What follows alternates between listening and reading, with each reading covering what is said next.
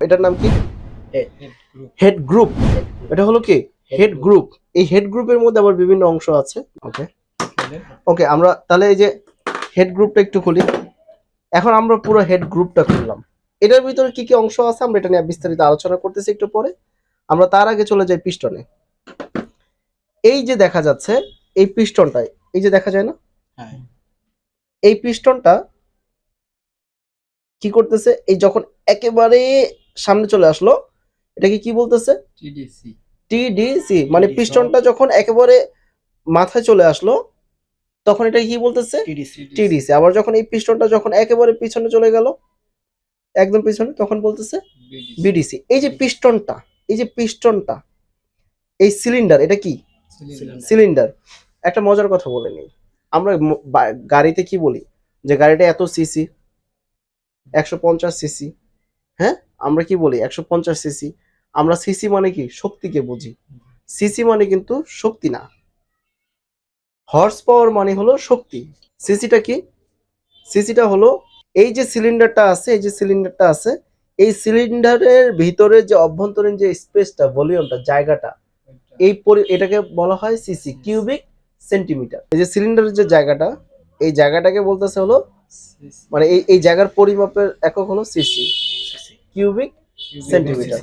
তাহলে এই যে আমাদের পিস্টনটা, এই পিস্টনটা যখন এই ওঠানামা করে, এই ওঠানামা করার সময় আমাদের যখন টিডিসি পজিশনে যায়, একটা বাল্ব লিফ ওপেন হয়, একটা বাল্ব লিফ ক্লোজ হয়। আবার বিডিসি পজিশনে যখন যায়, একটা বাল্ব লিফ ওপেন হয় আর একটা ক্লোজ হয়, মানে জাস্ট বিপরীত দিকে যায়।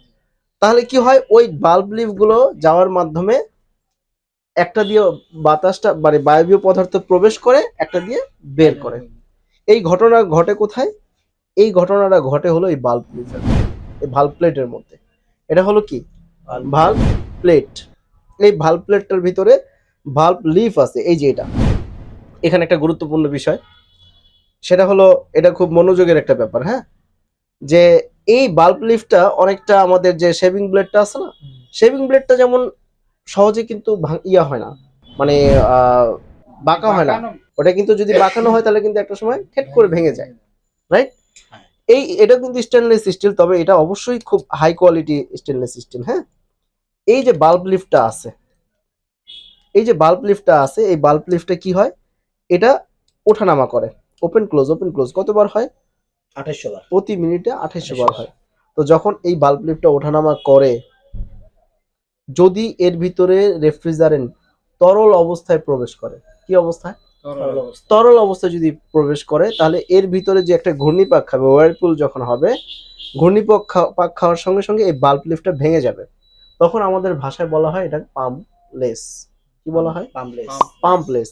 এই জন্য আমাদের কি করতে হবে, যে গ্যাস চার্জ করার সময় রিমেম্বার, রেফ্রিজারেশন মেকানিক্যালের মধ্যে কোনো প্রকার কম্প্রেসারের ভিতরে রেফ্রিজারেন্ট লিকুইড অবস্থায় যায় না। ওইটা যেন না যায়, এর জন্য এর আগে আরো মেকানিক্যাল ইনস্ট্রুমেন্ট লাগানো থাকে, যেমন আমি বলি, যেমন অ্যাকুমুলেটর।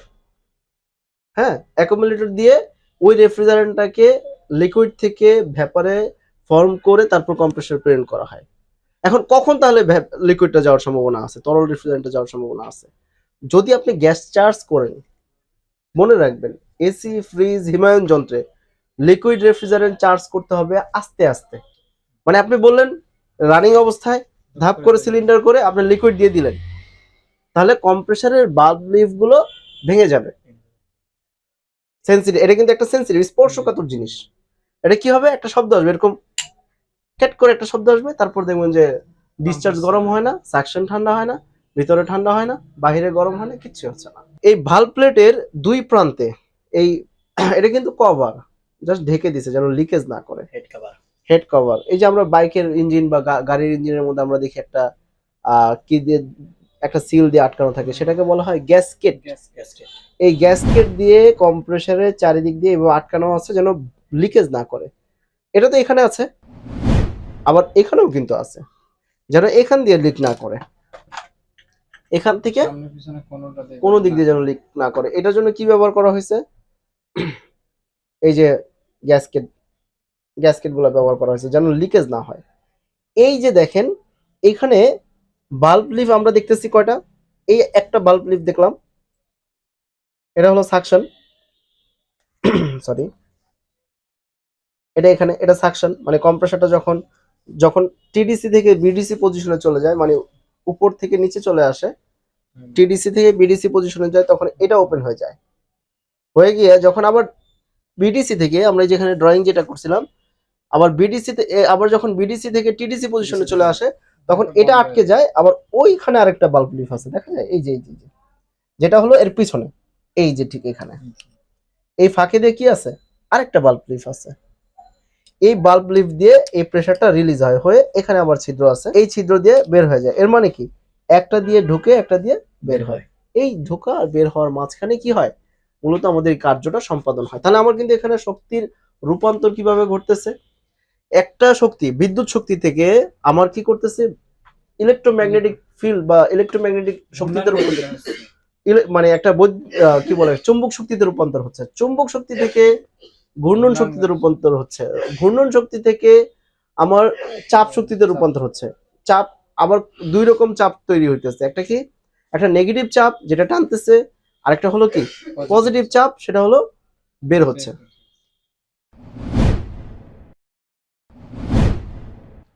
দক্ষ হয়ে বিদেশ যাব,